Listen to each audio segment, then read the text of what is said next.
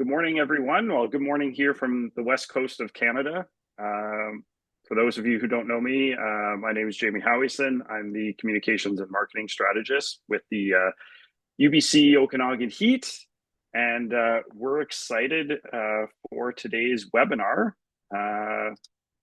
which let me get the title here, Finding Balance in the Always On World of University Sports Communications. So I know when we met to talk about this ahead of time, we kind of had a chuckle that this is probably a very difficult topic to touch on, but I'm excited to have two of my colleagues who I've worked with for a number of years here in U Sports joining us today. So I'd like to quickly introduce, we've got Chris Cameron from Acadia University out on the East Coast, about as far away from me as possible. And then we've got right in the middle, we've got Jill Clark from the University of Toronto. So before I let them kind of give a little bit of background on themselves, I just wanted to update everyone on the call. For those of you joining us here in Canada today, we have 5 cabinet openings on the Canadian CSC Executive Board, which myself and Chris are both Chris is a former member of, or outgoing member, but we have 5 open positions. If you are interested in joining up and learning a little bit more about what we do and contributing to the benefit or the betterment of college sports communications here in Canada. So our open positions are president-elect. We need an OUA representative, an RSEQ representative, a CCAA representative, and an at-large representative. So that information would have gone out through our Facebook group as well as the newsletter. If you're not on those, please send any one of us, myself, Connor, or Chris a message, or Andy Campbell. He's on the call as well. I think I saw Ben Fisher too. Please send us a message and let us know if you're interested in getting involved.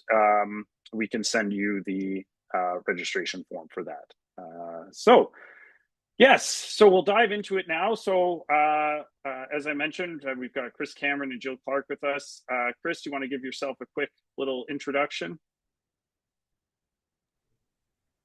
All right. So my name's Chris Cameron. I'm out here on the East Coast at Acadia University. Started off way back as a student as a sports information assistant at UNB in Fredericton, another AUS school. Background in journalism a little bit. Ended up in Ontario. I see Zach Ellis on here. I worked at Durham College, where Zach works now, for 10 years, and now I'm at Acadia. So worked around a little bit, done a kind of the more traditional SID role, where it's, the old school Twitter recaps, all those things, to now what it is, where it's, a lot more video, photos, and things like that. So it's evolved over the last number of years, and it's nice being at a small school sometimes, but you're also doing everything here. So, as I'm sure some of you are aware, and do every day. So that's me. Thanks, Chris. Jill? Thanks, Jamie. Jill Clark here. I'm at the University of Toronto. I'm heading into my 18th season here. A little bit about me. I played hockey here at U of T. I chose to do a victory lap, as many athletes do. And during that 5th year, when I had not much else to do but play hockey, I started volunteering in our then sports information department. That led to a couple of casual contracts and then a full-time job. So I'm still here.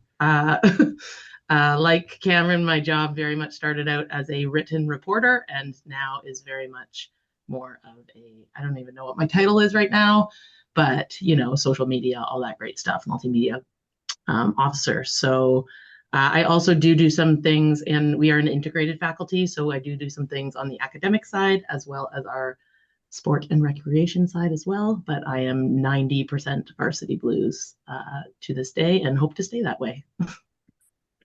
Thanks, Jill. And for myself, same. I've been in the industry now as long as Jill has. I believe her and I started right around the same time. Got into this world as a student, taking sport management at Brock. Thought I saw a Brock name on there. Moved on to the University of Windsor, where I got my master's degree. I ended up at Queen's for a couple of years. Was awesome to be out there to witness a Vanier Cup victory during my time there. Then I spent a decade at Laurier in Ontario before the mountains called out west. And as COVID wrapped up, I moved out to Kelowna. And now I'm in beautiful British Columbia, probably on the most gorgeous campus, or one of the most gorgeous campuses in the country, here at UBC Okanagan. Settled in the Okanagan Valley with lakes and ski hills and wineries all around us out here. For me, the biggest impetus in making that move was a bit more work-life balance, which is kind of funny because that's what we're talking about today. But I got tired of the grind of football, and was very excited just to stick with a couple of court sports, cross country, golf, and soccer. So life is still hectic, but you feel it definitely less where I am now. So so we'll dive into some conversation here. If anybody has any questions, please feel free to toss them into the chat. We can try to answer those as we go along. We're all going to be kind of talking about our experiences and trying to provide some insight for you all. We're all at a stage of our life now where I think we've gone through that early point of our career, and now we all have children, which, as we joked, has kind of forced some work-life balance on us. But I think we've also learned a lot that hopefully we can share, and just some tips and tricks that you guys can take away and think about, especially as you head into the off season and what next year is going to start looking like. So I wanted to kind of start us off. One area that Chris, Jill, and I talked about in preparing for this webinar was the importance of having a plan of what you're going to deliver to help set the stage for your work-life balance. So I'll toss it over to Jill and Chris. Maybe we'll start with Chris on this one. How do you go about your off-season planning as you think about your content mix heading into a season, and how that kind of aligns with work-life balance? Yes. So I think a big benefit for me, and I know Jamie's changed schools, Jill hasn't, so not necessarily this specific benefit, but starting at a new school, it gives you kind of the benefit to restart what somebody's been doing or what you've done elsewhere. So when I came into Acadia, what was done before me, or we used to always do that, is a conversation that I've had a lot. But what I really did was I was really intentional on stripping it down to what I knew I could sustain in the communication space for all of our teams. So I could learn in that first year what I could do and what I could add the next year. So, and I know Jamie might ask about this after, but the one big piece, and I did this as part of an interview process here as well. So again, a benefit of changing schools, but you really need to have a supportive director or manager, whoever you report to. So when you're making these decisions to talk to a coach and say, this is what we're going to offer, this is what I'm going to plan, your director obviously needs to support you in what you're doing. So I implemented that with my interview process. I said, here's kind of where I'm coming from. Here's the kind of support I want. If not, like, I'm just not going to do this job. I'll just stay where I'm at. Because I know what I'm dealing with. But you can still change that where you're at. It's just talking to your director. So I really work out for the coaches what they're going to get in season. Here's everything I can offer on a regular basis. If you want over and above, here's the process. You have a week window to get me this request. You have, a 48-hour window to get me this request, and put it in an email. And I said to Jamie and Jill, I have the same email this June. I'll send the exact same one. I'll just, look through it, see if there's anything I need to change, like taking Twitter off my list or something like that, for instance. But that's how I do it. I just communicate very clearly. This is what they will get. It's not a day-to-day. It's not a week-to-week plan. It's an overarching, here's what I can do for our teams. Here's what I can do for our athletes. This is how I'm going to sustain it, and then if you want to add on, here's the process for being able to do that. Yeah, same, ditto as Chris for sure. Some different things I ask myself every time I'm planning in the spring, summer. If we are adding something, if there's a big ask to add, what is leaving? Something has to go. And whether that's a decision by you, by your director, by the coaches, whoever your clients are, something's got to go if you're adding something major.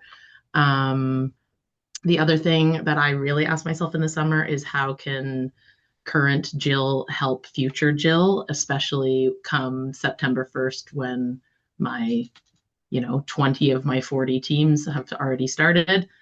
So I literally put myself in my shoes on August 15th and say, what do I need for my content that week when I'm going to be busy with football training camp anyway? What content can I make right now in May that I could post in August that will just be as equally as timely?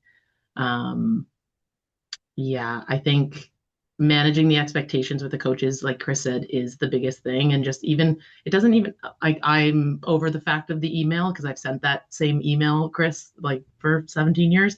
Mine's usually a hallway chat with my main coaches, my market-driven coaches. Anything you want different this year, anyway, anything else. And if there is a major ask, then I put it in an email so it's in writing. But any last minute asks, and I think we'll touch on it later about the importance of saying no. I'm a big fan of saying no to things that are asked last minute, mid-season. Yeah, and I think that's a skill that it takes some time to learn that for sure. And I know when I first started in the industry, and I think a lot of people can agree with this. It's really hard to say no. You're trying to make an impression. You're trying to establish yourself. You're trying to show that you're a team player and all that stuff. And you realize that sometimes you should say no. You should say no for yourself. You should say no even for the betterment of whatever you're putting together. I think we can all agree too much content.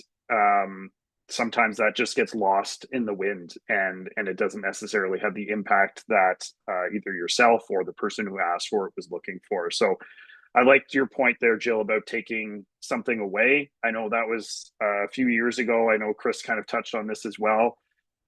Twitter's a dying social platform, it feels like, in some ways, although it also seems to be rebounding. I'm still a Twitter user, but we don't have it for our sports programs anymore. And I think it's really important. One of the things that I'm always looking at in the off season is what performed well last year. Where did we see success? I think looking at data is such an important thing when you enter that off-season planning, because it really does impact and highlight what you do and what's your ROI on the effort that you're putting in. I think that's a legitimate question you need to be asking yourselves if you're not already, and if you are, great.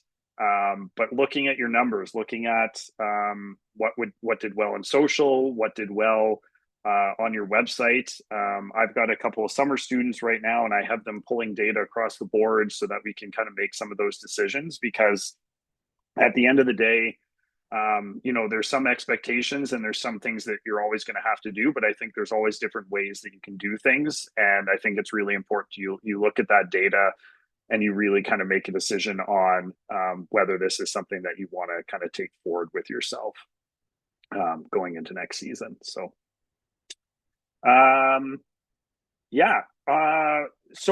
another thing that I just mentioned there, and I know it's not the same at every university, but I think between Chris and myself and Jill, I think we can all agree that students are a really important resource for being able to deliver on whatever plan that you put together. So I'd love to hear from you guys. How have you employed and empowered students to assist you with taking things off your plate during the season? Jill, you want to start us off? Sure. I wish I had done this 15 years ago, but since having a child, we have basically started what I call an NCAA model of student staff here at U of T, We do have 40 teams over 23 sports, but we have about 10 market-driven teams, and we assign a work study student to each one.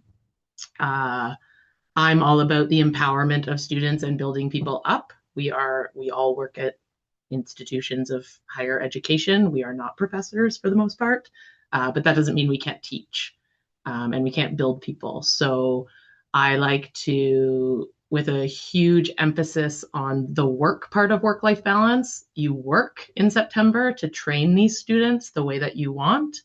You train them exactly how you want for the first shift, you hold their hand in the second shift, and you set them free for their third shift, and you see how it goes. But that pays dividends come November, January, February, when they can actually do the job that you want them to do the way that you want them to do it. And they feel empowered because they've taken ownership over one team. They've ingrained themselves into the team. They get the student experience of being a member of a team, even if they aren't that star player. But it's been amazing, an amazing model. And I think we're heading into our 4th year of it. And I wish we had done this many, many moons ago. To me, it's all about getting people to the next level. And whether it's a work study student who then becomes like a casual assistant. I'm lucky at U of T, we have a casual assistant here, 35 hours a week to help with some of the workload. But I have a handful of those casual assistants who have gone on to become full-time SIDs at other institutions, including my current SID at U of T, including I see Theo here from Brock. It makes me so happy when that happens, and when people get even somebody like a student photographer. My student photographer is now the main photographer for the Toronto Marlies in the AHL.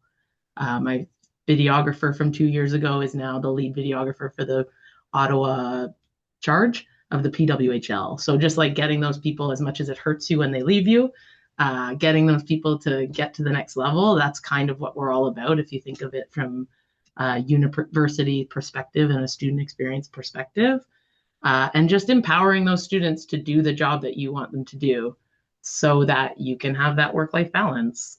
It is letting go. You do have to let go. They will make mistakes.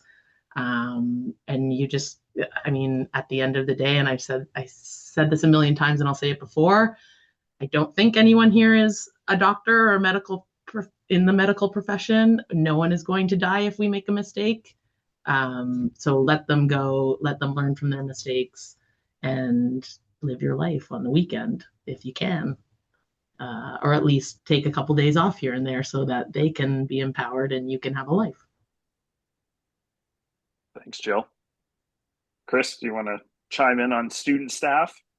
Yeah, I think Jill obviously hit the nail on the head, like letting go. Like, ironically, Zach, who's on here, was the first person I think we ever let have access to the Durham College social media accounts when I worked there. And it was one of those, like Jill said, like, people are going to make mistakes, but at that point it was like, and it is tough for people. I know there's a lot of people that take a lot of ownership of the brand, because a lot of people assume that, like, if the Varsity Blues are posting, it's Jill posting it, or like Jill's associated with it. And I know that that's very tough to do, but once you get there, you realize, like, again, like Jill said, those students are going to become, like, I was a sports information assistant once as a student, and I was given an opportunity. And those people have to learn somehow. We all learned somehow because somebody gave us an opportunity. So it's putting, the guardrails there. It's giving them templates. It's teaching them how you're writing things, whatever it may be, how to write a caption. And then, like Jill said, September is heavy for me.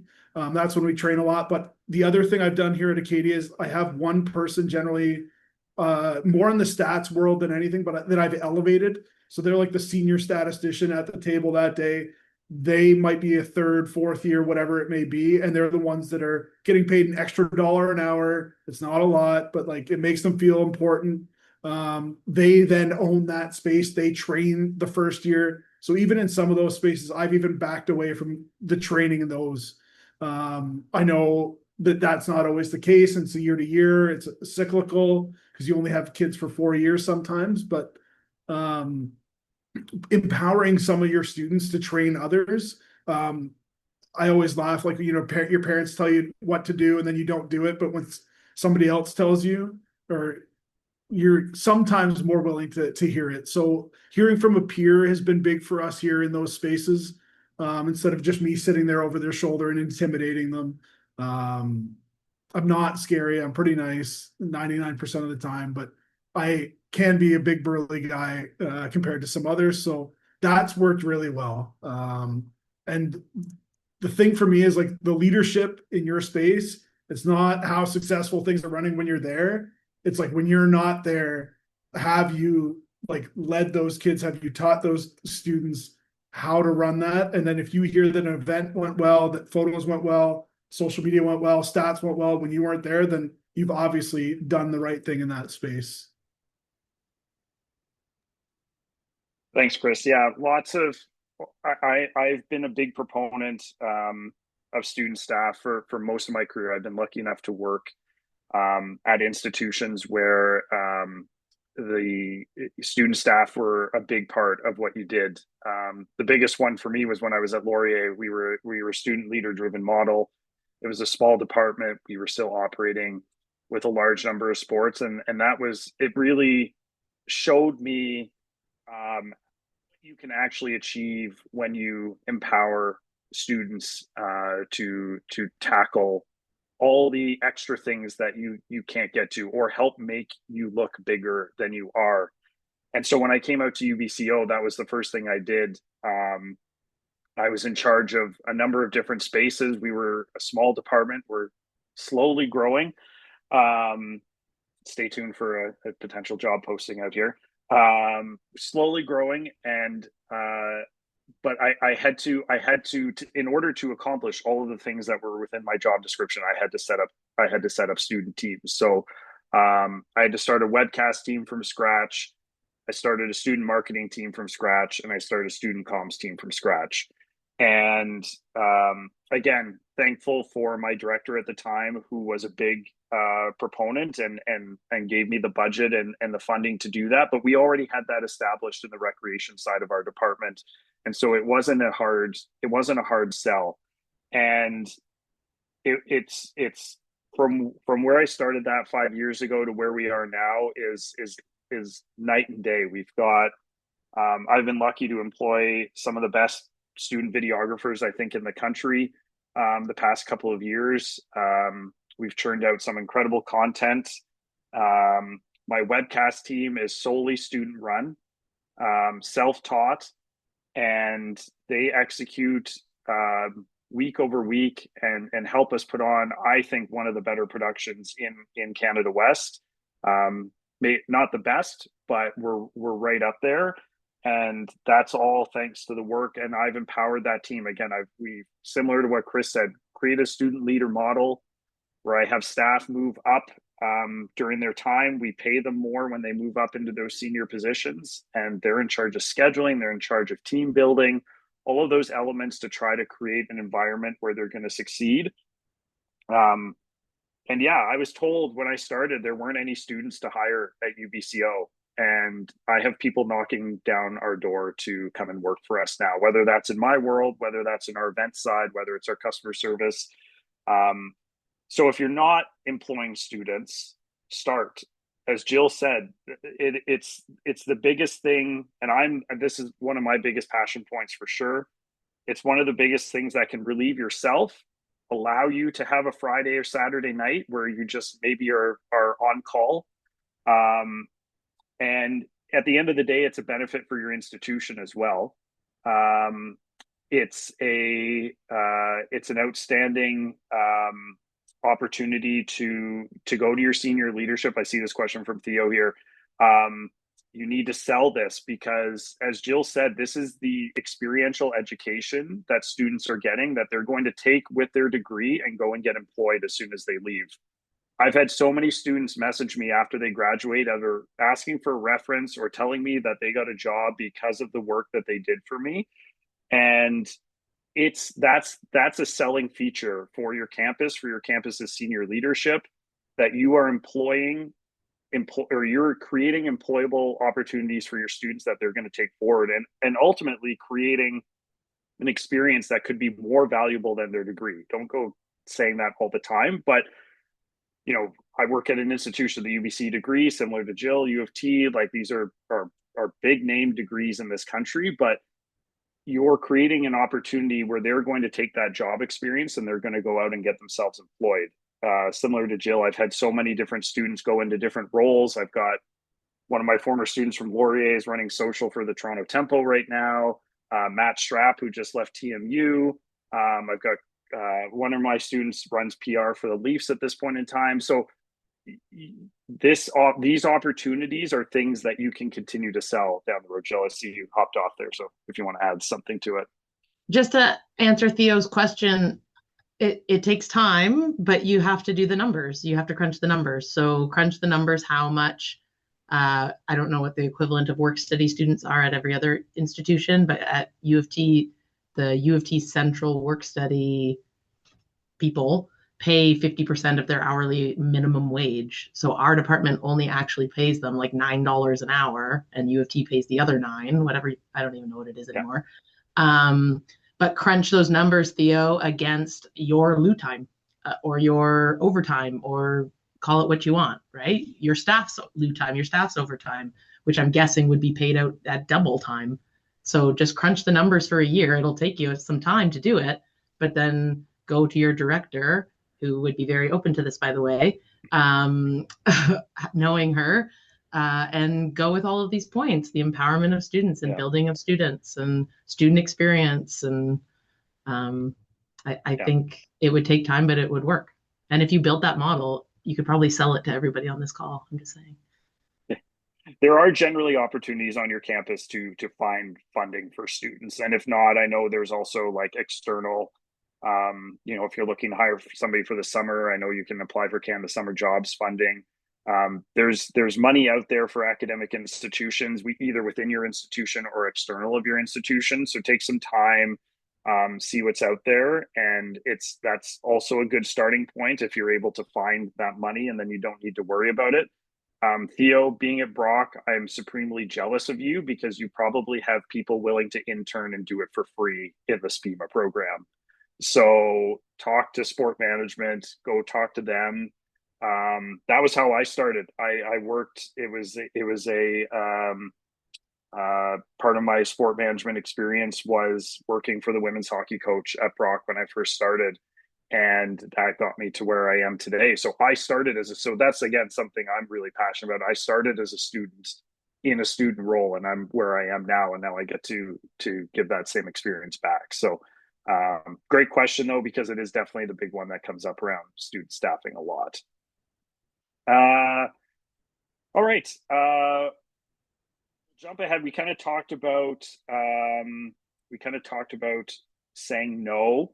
So why don't we jump ahead to tools that we use in our jobs today? And this is another thing where you might need some budget for it. So, but there are so many tools that exist out there to help us do our jobs today. And Chris and Jill, I'd love to hear from you guys. What are some examples of programs or softwares or other tools that you use to help either help make your work more efficient or just help you do your job?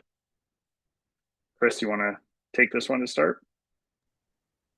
Sure. Yeah. So, relatively new to coming out here. We talked about budgets in that last part there. Like when I was at Ontario Tech, the work study situation was much different than what I have at Acadia. Different programs, like just where you're pulling students from. It changes campus to campus. So when I came here,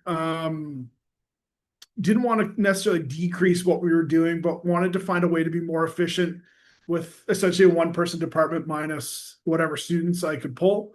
So when I was at the CSC convention in Vegas, I guess it would be 4 years ago, I guess now, just before I started at Acadia, or just after I had started at Acadia. So I guess 2 years ago, sorry.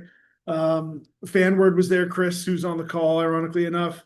They were showing us their product, which helps with so many different things in our space. And I don't think I necessarily need everything that their tool does, but it has allowed me to do more with the same amount of resources. So their tool has helped me do website bios for our athletes. And that's just like a click of the mouse. It pulls all our box scores and generates a bio. So now I'm doing a little bit more that I wouldn't have done otherwise because I don't have that resource. I'm using it for recaps.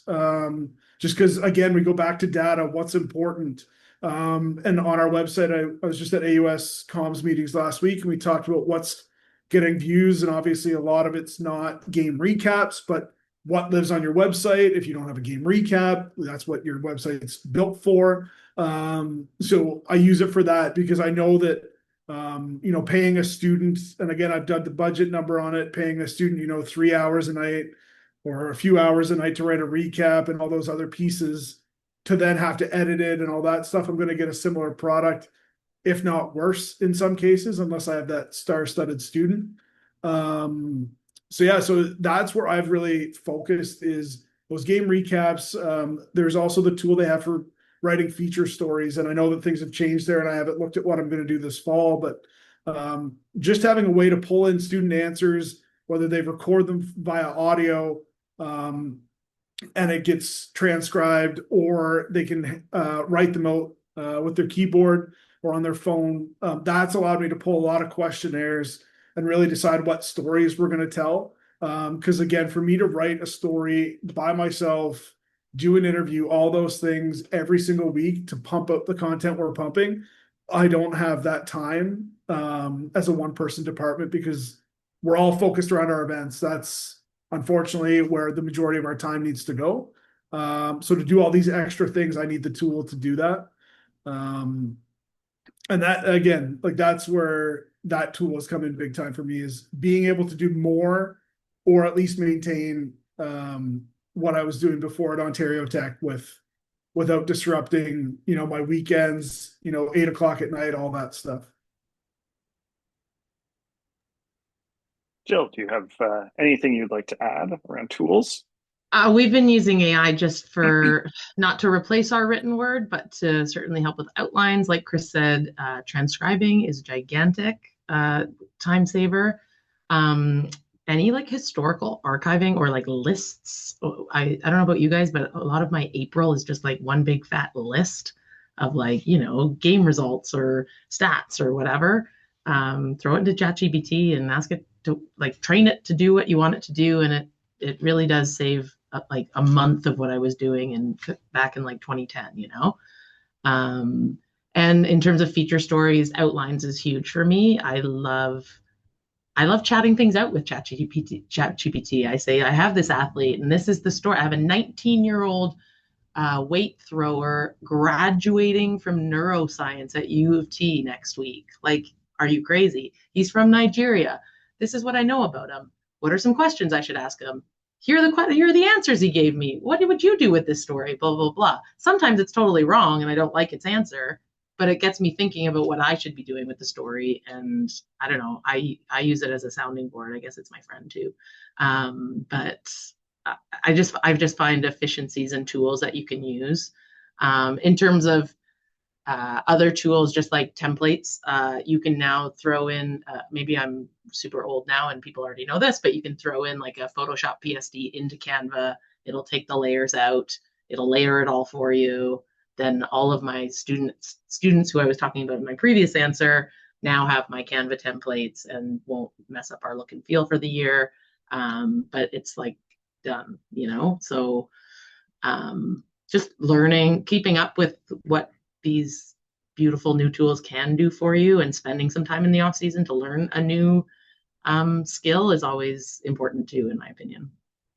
Yeah, great points. I think as we continue to get asked to do more, whether it's another social platform or more video, or we're all trying to, one of the things I like to say, we're all trying to, people expect us to look like a professional sport organization, right? And we have most of the time like one full-time person doing that at all of our institutions. Even some of our bigger ones, right? I know there's some schools have a few more full-time bodies, but the tools that are out there, while there is a cost to those, again, it's that cost benefit analysis. I think showing that work is really important. I know we subscribe to Gipper to create all of our social templates. It's really easy. It protects your brand. I can let students go at it. They can't really mess it up, which is the nice thing because they just have to change a couple of things, a score on game night. I know out here for us, we're lucky enough in Canada West, we have our clipping platform built into CanadaWest.tv. You're able to clip game highlights right out of that pretty quickly and efficiently. Again, something a student can do. And then we also, similar to Chris, we are big fans of FanWord. Thanks to Chris for being on the call. If you are looking for help in the communication space, it is a tool that I highly recommend. It saves me on a game night from writing a recap in 30 to 45 minutes to 10 to 15 minutes. And again, we talked about efficiencies and we talked about taking some of your own time back for yourself. We looked at the numbers. I mean, our numbers on stories, especially when we lose, which unfortunately out here we lose more often than we win. On most game nights this past year on a loss, we were getting between 20 and 30 views of a story on your website. And probably like a couple of those are myself and a couple are the coach and maybe the AD. And all of a sudden you've got half the views are not even, are people within your own department. So, I think that was a big wake up call for myself and realizing like, why am I putting in my max effort for every story? And not saying that this doesn't give you a good product, but it just helps you do it in a more timely fashion and you can set it up to write how you want to write. As Chris mentioned, bios, feature stories, historical data tracking, they're building it all in that platform. So definitely one to check out. And I know I've recommended it to a couple other schools. So if you want more information, you can let Chris or I know, because I know we're both signed up here in Canada. And yeah, it's a great product. But yeah, I'll stop the sales job for FanWord there. So we've got Dan's got a question here. What techniques are you using to empower your student staff to use AI properly in creating CP style game recaps? I mean, the great thing about FanWord is a lot of that stuff is built in. You can now train it to use Canadian language where you need it to use Canadian language. So I know that's a big one that I kind of flagged early on was, it keeps spitting out color in the wrong, and you're always having to change it and stuff like that. So there is still some editing in the back end, Dan. I think most of my time is now spent just like editing to make it whatever level of CP style you want it to come out at. And I think but you can train those things in the back end to help that happen. And so, that's it's an important thing because a lot of like stories that we produce, if you're getting anything in local media, it's just being regurgitated of what you're putting out there. So yeah, definitely something to kind of be aware of. But the nice thing is that generally is getting set up, and what is being churned out is pretty close to what you need it to be from a CP style perspective. And we got Connor helping us out there, so that's great. That's what we do at U of T. We use ChatGPT, and we've got a prompt to correct all of the things that need correcting. There we go. All right. We got about 20 minutes left, so I got a couple more questions, but keep the questions coming if you have any more. And I'll leave some time at the end if anybody wants to ask us anything. A lot of times in this industry, we can be our own worst enemy when it comes to work-life balance, from feeling the need to always be at the office to checking our phones constantly. So this is getting a little bit of outside of the actual work environment, but Jill, what are some of the things that you've done to set yourself up to actually unplug from your job during the season? I've had a child. No, I would say, I mean, since the pandemic, we're a Microsoft school, so we use Teams. I set quiet hours on Teams on my phone, so even if you do message me, it doesn't come through at certain times. And we basically instituted across our entire department, if it is an emergency, you need to pick up the phone and call. A text message, an email, a Teams message will not do it. If you need someone to respond immediately, pick up the phone and call them. So if I hear my phone ringing and I'm putting my daughter to bed at Friday at 7 p.m., I'm going to interrupt story time and answer my phone because I know something is going terribly wrong. But if it's just a ding for a message, I'm going to ignore it. So just kind of setting those boundaries for yourself. The other thing I like to do, back to like planning in the off season, and I get that things come up and friends and social engagements, whatever, but I kind of like to look, especially at my fall, like the fall is so busy. If I have like, I know my friend's getting married on September 18th and we have a home football game that day, or I know that my parents' anniversary is in November and I want to go to that. I just let people know right away. I black out my calendar. I put it in their calendar. Jill is off today. And I will set everybody up for success for me being off, but do not contact me. Like I said, we're not doctors. No one's going to die if I'm not here. I am off celebrating something that is much more important than sport to me. And you guys can all figure it out until I get back tomorrow. So just kind of setting those, like, I call them like blackout dates for yourself of like, you are literally out of the office today and I am not going to help any of you, even if you need it. So you just kind of have to set those up for me. And I'm totally pot calling the kettle black right now because I wouldn't have done that 10 years ago. But I'm trying to help you guys, maybe if you're younger in your career, that to do it, to set those times apart. Don't miss out on life because you want to go to that millionth basketball game or football game or whatever it is. Just carve out time for yourself. It's really important. Yes, very, very well said, Jill. Chris, anything you'd like to add in around things that you do to unplug? Yeah, like, and again, this is one of those like budget things in a way. So, in my last job, I just had the one phone. Everybody had that number, and I think most people on this call have my personal number, but on campus now, I have a work phone that's the only number students have. That's the only number our coaches have. To Jill's point about like the call, whatever. So the only people that really have my personal number are our athletic director and our associate athletic director.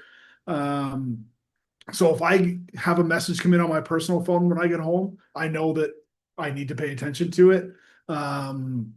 Especially like they know I'm not going to answer my work phone if I'm home from kind of 4 to 8 o'clock Monday to Thursday, and then on a game night, sometimes that's still the case. Jill kind of made the point of like, don't miss out on life. Like, I had a kid before I took this job. So when I go home, I put my phone down, my work phone, and until she goes to bed, that's what I'm doing. And I think, again, going back to your director, your manager, whatever it is, like they're fully aware that like after 8 o'clock, like if there's something pressing, if my daughter's in bed, I don't care. I'll figure it out if we need to get it done. But like from that 4 to 8 p.m. window, like that's my world. Again, Jill said it, my wife's an emerge nurse, so I really hear it all the time, like that we're just having fun in comparison to saving lives. Like nothing's earth shattering. So my 3-year-old needs me for those 4 hours. The rest of it we can figure out. I see Connor has his hand Yeah, up. go ahead, Connor. Not a question, just kind of adding on to the points you two already made. It was actually a CSC Unite conference a couple years ago that there was a similar session where someone had said the line, just be intentional with your time.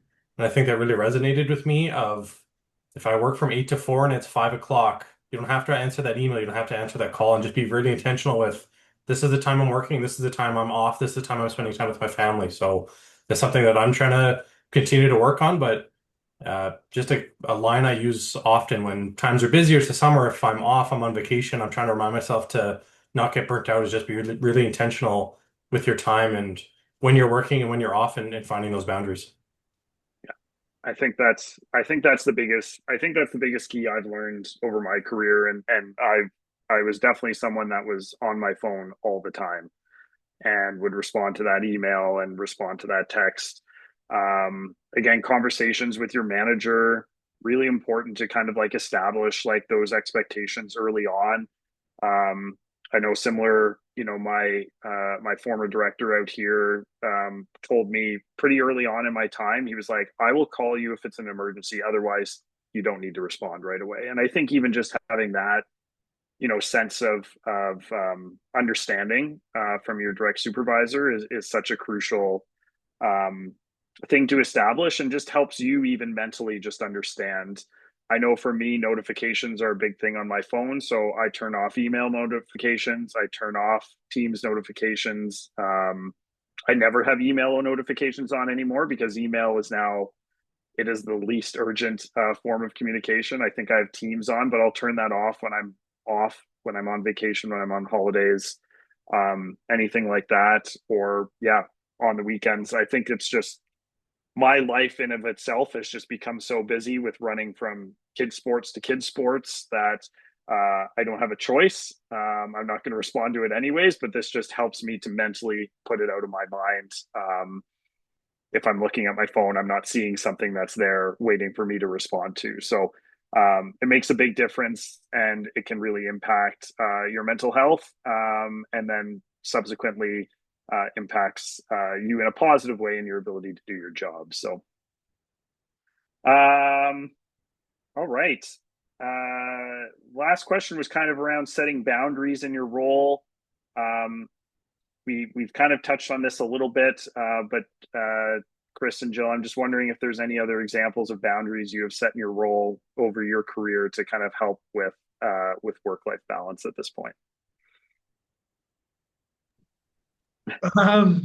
I think the big thing is, again, we've kind of hit a lot of the points, but it's kind of integrating them all together. Like, having the data, having the return on investment, like, that 3-minute highlight video from a football game that took you, an hour, that gets 1,000 views. Is that as good as taking the best play with 3 angles and really showing that and getting it like 50,000 views, and it only took you 10 minutes to pull the 3 angles? And a lot of the discussions I have with coaches are, again, like, what's our goal?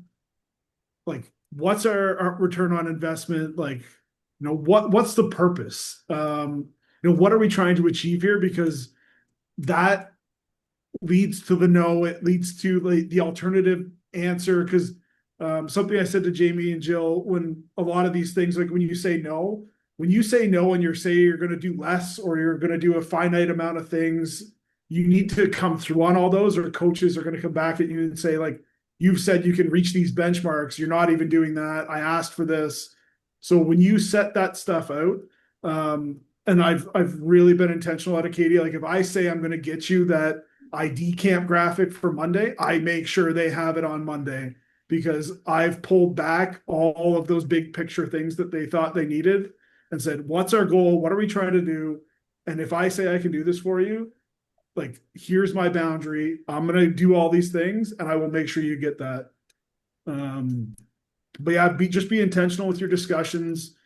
Talk about what the goal is for the department too. Like, talk about it from the other side. Like, are we trying to really focus on families on our campus, like around athletics? Are we trying to really focus on the community? Are we trying to focus on just students on our own campus? Like, have that discussion at the high end. So when you go to your coaches, you can say, well, this is the directive.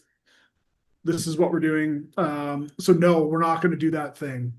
A lot of it just comes down to, we're all communicators, but actually communicate. Because if they don't know what you're thinking, if they don't know what you're doing, if they don't know how much time it takes, they just assume that you can pull together something quickly. So really explain to those people what it takes to get things done. And I think that helps a lot. Jill, anything else to add? Just back to saying no. An easy way to say no is that's a great idea. I can't do that right now. That sounds like a great project for next year. So you're still on board with their idea, but if it's October and they're asking you for something for tomorrow, you can say, maybe I can tackle that in December when it's might not help them this year, but we're all cyclical, right? The same thing comes around every year. Yeah. I think I'll flag a couple of things that I think may have came up over the course of the discussion, but again, we wanted to provide some like actual tangible things that you can kind of take away. Use your time off, take your time off, use your holiday time, use your loo time, use it all, because you need it. What we do in season, I remember being at a football school and putting in 50 to 60 hours a week through the fall. It's not sustainable. You think it's sustainable when you're young, but it's not. It'll all catch up to you, mental health, physical health, whatever it may be. It catches up to you. So use your time off, take a day off during the week. I know out here in Canada West, we have a lot of stuff due on Mondays. I think it's the same with the OUA. Tuesday was always the day that I used to identify that this was a day off that I was going to take. It's hard. You got to pull yourself out of the fire. But it really helps, and it can be really, really beneficial to, getting a chance to whatever it might be, go get groceries, do your laundry, whatever it is, clean your house, clean your apartment, whatever you may need to do. Same thing with working from home. If you have that ability on your campus, I know, some of those things are being scaled back as we, move out of post-COVID and stuff like that. But if you have the ability to work from home, take advantage of it. Use a day a week, instead of, getting up and going for a walk, you can, toss your laundry in and do a couple loads. When you have kids, that piles up really quick, as Chris and Jill know. So, but yeah, just taking those things to like actually take care of yourself. Just get a workout in, whatever it may be. Take advantage of those things. Take advantage of the things your campus offers, whether it's through your benefits, whether it's through different opportunities that are available through whatever work union group you're a part of or professional organization on your campus. Take advantage of all those things that they have to offer. We are some of the hardest working people on campus. I've known many people who have left sports and worked elsewhere on a university campus, and they can't believe how little people actually do and say that they're busy. So, we are in a very unique world in university sport where we have, we're in this unique intersection of the educational experience plus working in a sport organization. And sometimes those things don't always mesh. But those are opportunities that you can definitely take advantage of.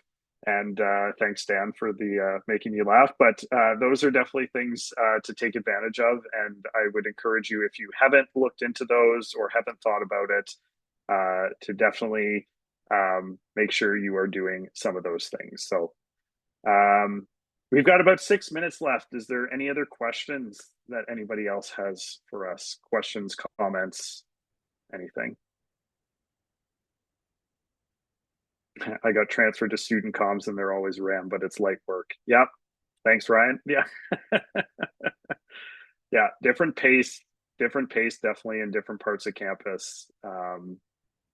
The world of university athletics is definitely in a different world of itself. So, yeah. One last call. Questions, comments, thoughts. All right. Well, thanks everyone for joining us. Outstanding to see. We had 37 people on this at one point in time. So really appreciate you all joining us today. Chris, Jill, any final words, comments, thoughts? Just say no. Just say no. Chris is laughing, so he's got something. He No, wants to share. just thought Joe would just come out and say straight up no, but no, I honestly think we all get into it and we all go 100 miles an hour when we start. And it's with any job, you want to show yourself, but like I think there's ways to show that you know what you're doing without burning yourself out. So hit those benchmarks, show that you can do high quality of work, because everybody's doing that high quality of work. Just don't do it at the expense of your own health. Like Jamie said, we've had numerous people that left this industry largely because of that, not because they hated the job or sport, because it is a very fun space to work. So just don't do it at your own expense. Keep doing the good work. Everybody does cool work. I love talking about people doing cool work. But yeah, just don't do it at the expense of yourself. Yeah. We've all been doing this for a long time. I think I was thinking about it. We have nearly 60 years of experience between the three of us, which is so I do that we get Jill, and for all those people who love numbers. Yeah, I think if you are early in your career, you think you can do it all, it catches up to you really fast. And so that's why I think this topic is just such an important one for our industry. It is it draws people in, it draws young people in. It's an exciting place to work. And trust me, it's still exciting. It is still every day. You know, I had one of my best moments this past year, hosting men's volleyball playoffs out here in Canada West, an environment I hadn't seen since the Vanier Cup in 2009. We still love what we do. You can do what you do, and you can love what you do without burning yourself out. So, yeah, it's putting my hand up for me. So just wanted to say, yeah, keep that in mind as you kind of continue on through your careers. And for those that are just starting, feel free to reach out at any time. You've got, especially the people on this call, feel free to reach out if you have a question. Really appreciate all the comments and the thank yous here on the side. I just wanted to say a big thank you to Jill and Chris for sharing their advice and their best practices. It's been outstanding to be on this panel with you both, people that I've worked with for a long time and have a lot of respect for. You know, I think we have gotten to this point for a reason and continue to go. And so thank you to both of you for your passion. And thanks to everyone for joining us today and submitting questions. We encourage you all to visit collegesportcommunicators.com for updates on future webinars, available resources, and membership news. And if you're going to be in Vegas next month in a couple of weeks, we will see you there. You know, myself and Connor on this call will be down there. I think I saw Brett from Redeemer. He's going to be there as well. But if you're going to be there, please make sure you say hello. And yeah, thanks again for joining us all today.